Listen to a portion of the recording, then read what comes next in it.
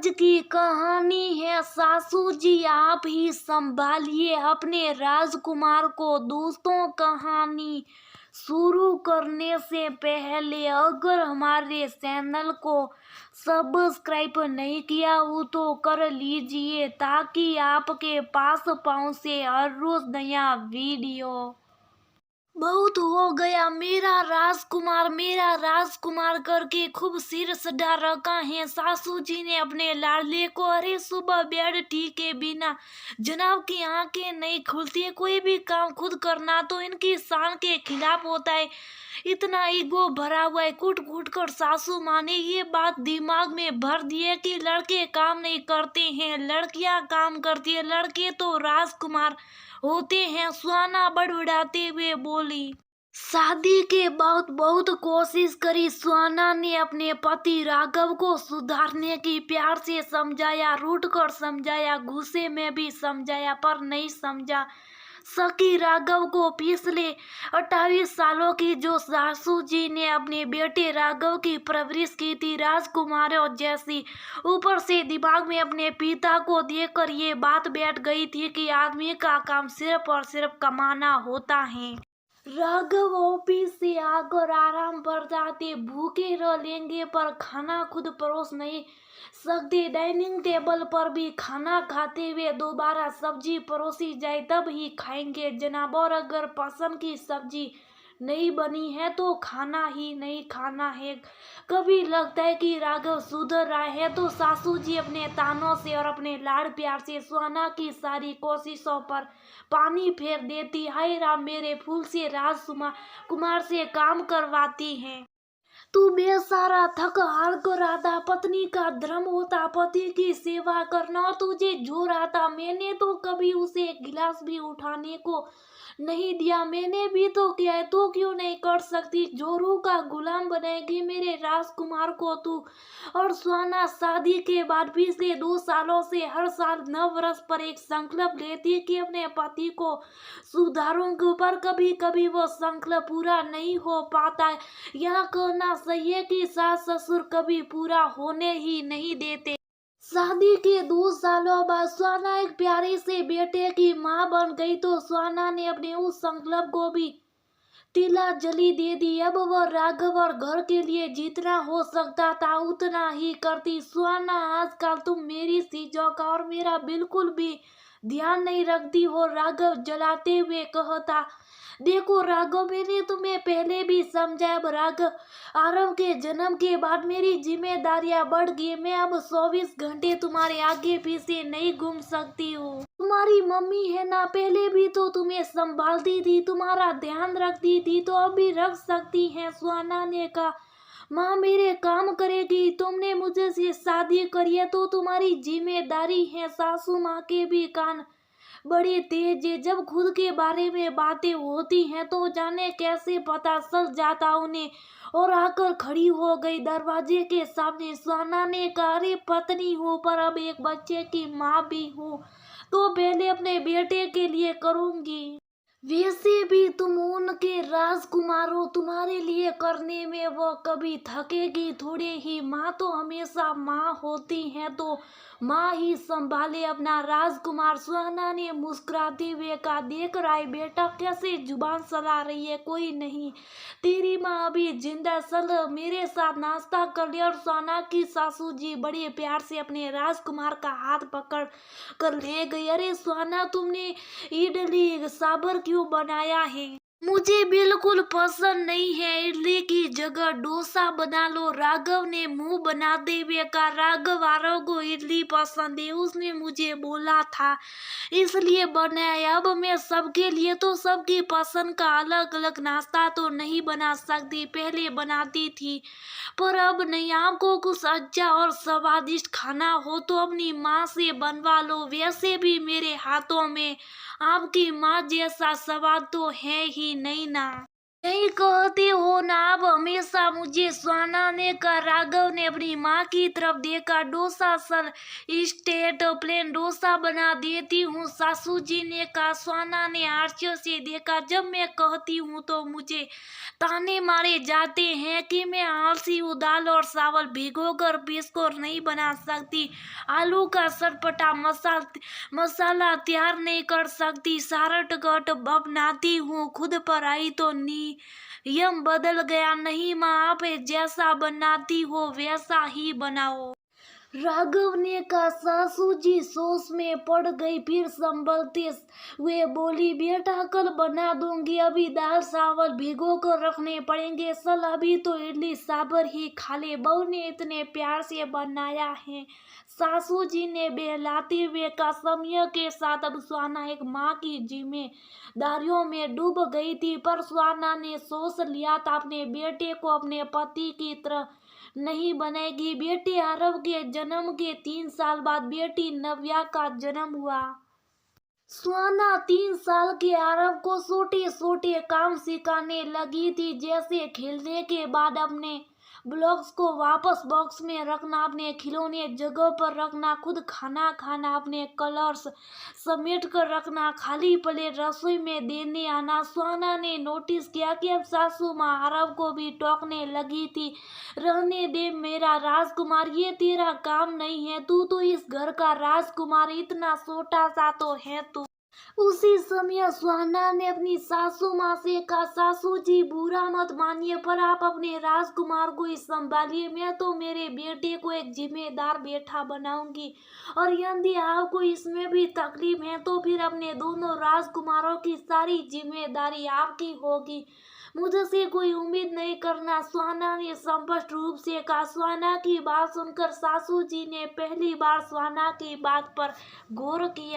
माँ बनकर तो बहू पूरी तरह बदल गई है, कोई भरोसा नहीं है इसका अपने पति के साथ, उसने बेटे के नाज और नखरों की जिम्मेदारी भी मुझ पर डाल देगी।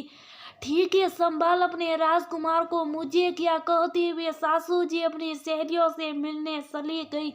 धीरे धीरे आरव अब 8 साल का हो गया था और नव्या 5 साल की। सुहाना ने अब एक और बदलाव महसूस किया। सासू जी आरव से तो बहुत ही अच्छी से पेश आती, पर नव्या के नाजुक नखरे नहीं उठाती थी। नव्या अपने खिलौने और चॉकलेट अपने भाई को दो, ऐसे जोर जोर से नहीं हंसती हैं लड़कियां। यहाँ कभी चीज के लिए दोनों बच्चे लड़ते तो सास ससुर दोनों ही आरव की तरफदारी करते। नव्या भाई है, वह उससे लड़ते नहीं, उसकी हर बात मानती। इन बातों पर भी सुहाना ने बोला, मम्मी जी पापा जी, मेरे लिए मेरे दोनों बच्चे एक समान हैं, ना कोई लड़का है ना कोई लड़की है, आपसे बहुत ही नम्रता से विनती करती हूँ आइदा नव्या को कोई ये नहीं कहेगा कि वह लड़की है इसलिए काम करना, और आरव को इसलिए काम करना नहीं चाहिए कि वह लड़का है। आरव बेटा आप बड़े हो, आपकी छोटी बहन है, कोई भी चीज या कोई भी खिलौना हो अपने भाई बहनों से दोस्तों से मिल बांट कर खेलना चाहिए, खाना चाहिए। और बच्चे सुहाना की बात समझकर फिर से प्यार से खेलने लग जाते, पर सुहाना के इस तरह बोलने से घर का माहौल बिगड़ने लगा था। सास ससुर राघव के आते ही सुहाना की शिकायतों का पुलिंदा खोल देते, नमक मिर्च लगाकर बातें कहते। सास ससुर की दखल अंदाजी से सुहाना और राघव में भी गलतफहमियां बढ़ने लगी थी। राघव पहले से नाराज था कि सुहाना अब उसके कोई नाज और नखरे नहीं उठाती थी। एक दिन संडे को राघव तो हमेशा की तरह टीवी और मोबाइल में लगा हुआ था, और आरव अपने पिता की देखा देखी मोबाइल लेकर सोफे पर लेट गया। सुहाना ने आरव से कहा, बेटा ओनली वन वीडियो, इसके बाद आप फोन रख दोगे? नहीं मम्मा, डैडी भी तो देखते हैं, उनको तो आप मना नहीं करती, ना ही दादी दादा को मना करती हो, दादा दादी भी तो देखते हैं मोबाइल खूब सारा। बेटा बात छोटे या बड़े होने की नहीं है, हर चीज एक लिमिट में देखनी चाहिए।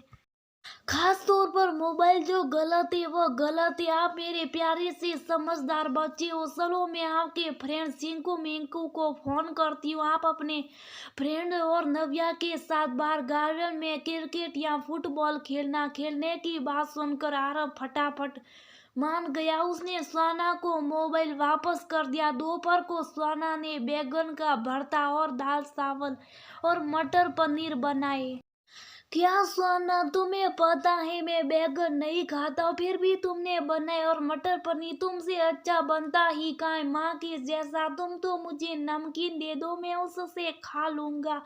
सुहाना ने कहा। अब सबकी देखा देखी बच्चे भी काफी स्लीक टेंड सब्जियां ही खा रहे हैं। अब सबकी देखा देखी वे नखरे भी करने लगे हैं। कितना समझाऊं उनको, आप नमकीन से खाओगे तो बच्चे की सब्जी छोड़कर सिर्फ नमकीन से ही खाएंगे। सुहाना ने कहा। आज मैं आखिरी संकल्प लेती हूँ सासू जी, आप ही संभालिए अपने राजकुमार को। मैं तो अपने बच्चों के लिए हर चीज बनाऊंगी ताकि वे सब कुछ खाना सीखे। आरव और नव्या दोनों को ही बराबरी से अपने काम खुद करने होंगे, सीखने होंगे। उन दोनों का इस घर में हर चीज पर बराबर हक होगा। सुहाना के ऐसा कहने से राघव और सुहाना के बीच दूरियां काफी बढ़ गई। सुहाना को पता था कभी कभी कुछ पाने के लिए काफी कुछ खोना पड़ता है। किसी को सुधारना बहुत ही मुश्किल होता है, खास तौर पर जब उसने बचपन से लेकर अभी तक का माहौल पुरुष प्रधान देखा हो। कुछ ही दिनों बाद सुहाना की ननद रागिनी विदेश से पूरे 3 साल बाद आती है। सुहाना की ननद किस तरह से सुहाना की मदद कर पाती, अपने घर वालों की विचारधारा को बदल पाती है। कुछ ही दिनों बाद सुहाना की ननद रागिनी विदेश से पूरे 3 साल बाद आती हैं। सुहाना की सासू जी कमला जी सुहाना की बातें और शिकायतें अपनी बेटी को बताती रहती थी। आज रागिनी के आने पर भी कमला जी ने अपनी बेटी के सामने अपनी बहू की शिकायतों का पुलिंदा खोल दिया। माँ, पहले तो आपको ये परेशानी थी कि आपकी बहू आपके राजकुमार से काम करवा दिया। आपको ये डर था कि कहीं आपका लाडला बेटा जोरू का गुलाम ना बन जाए। मैंने पहले भी आपको समझा था पर आपको और पापा को नहीं समझ में आया। आज 8 सालों बाद आपको ये परेशानी है कि भाभी पूरी तरह बदल गई हैं। माँ, पहले भाभी पत्नी की नजर से दुनिया देखती थी, अपने पति में सुधार करना चाहती थी जो अपने करने नहीं दिया। पर अब वह एक माँ बन गई और एक माँ अपने बच्चों की भलाई के लिए पूरी दुनिया से भिड़ सकती है। आपने जो बातें बताई उसमें भाभी बिल्कुल भी गलत नहीं है। भाभी अपने बच्चों को जिम्मेदार और समझदार बनना ना चाहती हैं। बच्चों को यदि हम अच्छी बातें बचपन से सिखाएंगे और वह नहीं सही देखेंगे तभी अच्छी परवरिश पाएंगे, क्योंकि अच्छे संस्कारों की नींव बचपन में ही पड़ती है। भाभी के लिए अपने दोनों बच्चों में कोई अंतर नहीं है, दोनों ही उनके अपने बच्चे हैं। मुझे भाभी पर गर्व है। माँ, आखिर क्यों आप भाभी के जैसी नहीं बन पाई? रागिनी ने क्या क्या मतलब है तेरा? कमला जी ने हास्य से पूछा। माँ, आप मानो या ना मानो पर आपने बताया हम दोनों भाई बहनों में हमेशा फर्क या हमेशा मुझे कहती थी कि तू बड़ी है, समझदार बन, तू लड़की है, तू लड़कियों की तरह। मुझे अपनी हर चीज हर शौक अपने भाई के लिए न्योछावर करने पड़ते थे। आप राघव को तो हमेशा राजकुमार की तरह ट्रीट करती थी, यहाँ तक कि मुझे खुद का ही नहीं उसका भी काम करना पड़ता था। रागिनी ने कहा। तू ऐसे कैसे बातें कर रही है रागिनी? रागिनी के पिता धनश्याम जी ने कहा। पापा, माफ करना पर यही सच है, इस घर में हमेशा से पुरुषों की अहमियत रही है। माँ ने तो अपना भाग्य समझकर और ऐसा ही होता ये सोचकर अपने आप को ढाल लिया। पर भाभी आज के जमाने की शिक्षित और समझदार लड़की है, उन्हें सही और गलत की पहचान है। वो एक जिम्मेदार माँ की तरह अपने बच्चों को एक अच्छी परवरिश देना चाहती है। मैं बिल्कुल नहीं चाहती कि जिस तरह का भेदभाव आपने हम दोनों के साथ किया वैसा वह करे। मेरे लिए आप दुनिया के सबसे अच्छे माता पिता नहीं हो, क्योंकि माता पिता कभी अपने बच्चों में भेदभाव नहीं करते, रागिनी ने कहा। वैसे मेरी खुशन नसीबी है कि मुझे अकेले से ऐसे सुलझे हुए जीवन साथी मिले जिन्होंने हमेशा मेरा सम्मान किया और अपनी बराबरी का अधिकार दिया।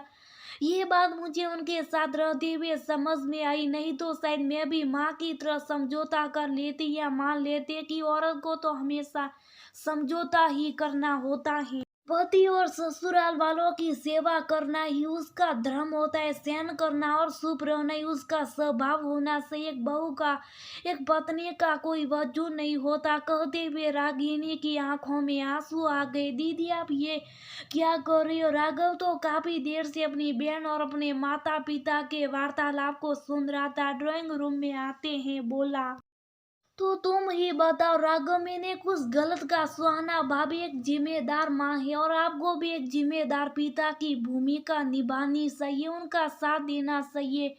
सोचो भाभी को कितनी मुश्किलें आ रही होगी, क्योंकि उम्र बढ़ने के साथ बच्चे माता पिता की वैसी कम सुनते, वे अपने आसपास के माहौल में और परिवेश में जैसा देखते सुनते वैसे ही वह करते हैं और सीखते हैं।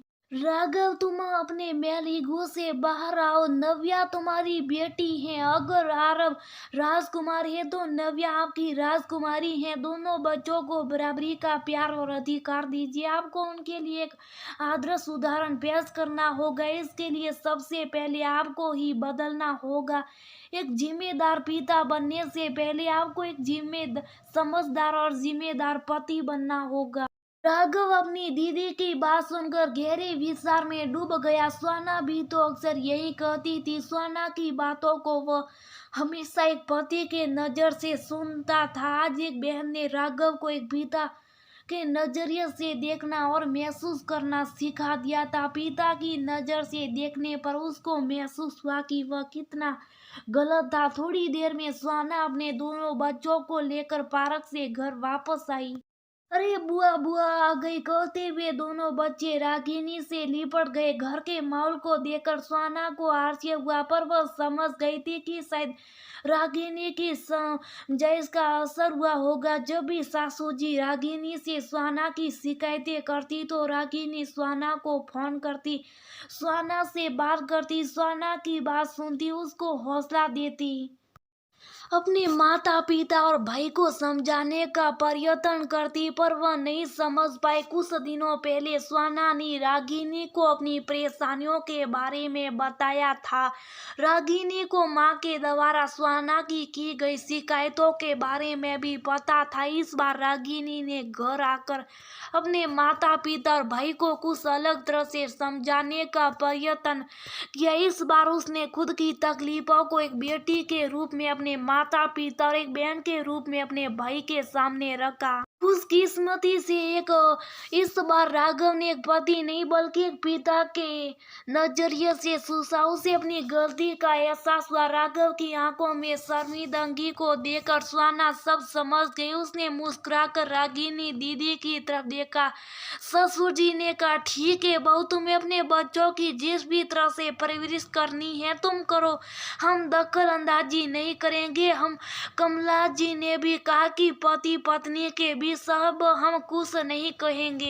तो स्वाना ने मुस्कुराते हुए कहा, सासू जी अपने राजकुमार को तो आप ही संभालिए, सासू जी अपने राजकुमार को तो आप ही संभालिए, उनके नाज और नखरे भी आप ही उठाइए, अपने पोते पोती को भी भरपूर प्यार दीजिए। बाकी एक पति को समझदार और बच्चों को जिम्मेदार बनाना मेरा काम है। स्वाना की बात सुनकर सब लोग हंसने लगे। स्वाना का संकल्प आखिर पूरा ही हो गया। ये स्वाना की खुश नसीबी थी कि उसकी ननद ने उसका साथ दिया और ससुराल वालों की बातें समझ में आई। दोस्तों, संयुक्त परिवार में रहना फायदेमंद होता है। बच्चों को अच्छी परवरिश और संस्कार मिलते हैं, पर कुछ परिवारों में आज भी पुरुष प्रधानता कायम है। लड़कों को लड़कियों से ज्यादा अहमियत दी जाती है, परवरिश में भेदभाव किया जाता है। लड़के काम नहीं करते, लड़के रोते नहीं है, लड़कियां हंसती नहीं है, लड़कियों को सिर्फ सुल्ला सौका ही तो संभालना होता है। इस तरह की बातें अक्सर सुनने को मिल जाती है। पर आजकल की एक शिक्षित माँ अपने बच्चों में भेद नहीं करती हैं, उन्हें जिम्मेदार और समझदार बनाना चाहती है, उन्हें हर काम सिखाना चाहती है ताकि वे आत्मनिर्भर बने। तभी बेटा बाद में एक जिम्मेदार और समझदार पति भी बनता है।